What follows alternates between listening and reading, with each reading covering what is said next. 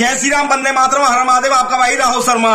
माननीय supreme court भी अलग दो चश्मों से देखता है। हिंदू धर्म की आस्था की बात आए, सनातन धर्म की आस्था की बात आए तो उसका एक अलग रुख होता है, और किसी जिहादी अगर हिंदुत्व के बारे में या कुछ हिंदू धर्म के बारे में बोलते उसे अलग चश्मों से देखता है। जी हाँ, मैं बात कर रहा हूं नुपुर शर्मा और मोहम्मद जुबैर की। मोहम्मद जुबैर का केस और नुपुर शर्मा का केस सुप्रीम कोर्ट में जाता है तो दोनों के बारे में अलग अलग राय रखते हैं सुप्रीम कोर्ट जज साहब। वो किस लिए आपको देखने को मिला होगा। अगर नुपुर शर्मा के मामले में बोलते हैं आपने ऐसा बयान क्यों दिया देश के अंदर, और मोहम्मद जुबैर के बारे में बोलते हैं कि पत्रकार को ऐसा ट्वीट लिखने की सब आजादी होती है, वह भी पत्रकार मोहम्मद जुबैर हो इसलिए।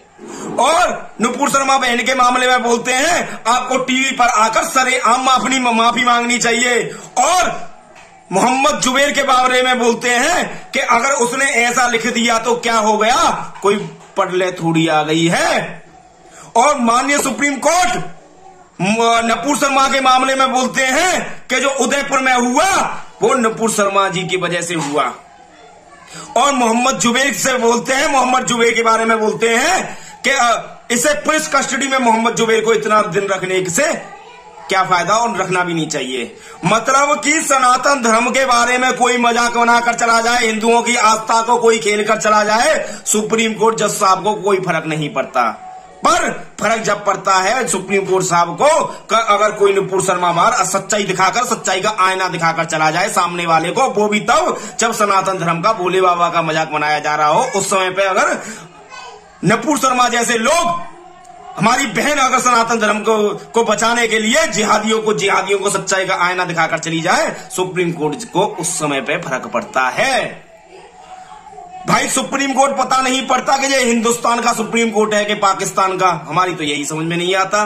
जो हिंदुस्तान में हिंदुओं की आस्था का कोई इनके पास वो नहीं है, कोई इनके अंदर दिल नहीं है, कोई संविधान नहीं है। और मोहम्मद जुबैर जैसा हमारी माँ बहनों के बारे में या हमारे भगवान के बारे में कोई भी कुछ लिखकर चला जाए तो उसे सब आजादी है। ये आजादी का खेल सुप्रीम कोर्ट साहब कब चलेगा? जब आतंकवादी पत्थर मारते हैं तो तुम कहते हो इन्हें सब आजादी है, भटके हुए हो। और यही मोहम्मद जुबैर वार उनके समर्थन में आ जाते हैं तो कहते हो वाह क्या बात है। ये कब तक चलेगा? यही सुप्रीम कोर्ट कहता है जब ये भटके हुए नौजवान कहकर और बिना मतलब में सड़कों पर आग लगा देते हैं तो यही सुप्रीम कोर्ट उनके समर्थन में आ जाता है और कहता है बेरोजगार है, आग लगा दी तो लगा दी। और नुपुर शर्मा जैसे बहन को कोई सरेआम उसका गला उड़ाने की भी बात कर जाए तो भी ये सुप्रीम कोर्ट कहता है तेरी गलती है, तूने सच्चाई का है ना कैसे दिखा दिया। तुझे अगर सनातन धर्म का मजाक उड़ रहा था उस समय, तेरे प्रभु भोले का मजाक उड़ रहा था तो चुप रहना चाहिए था तुझे।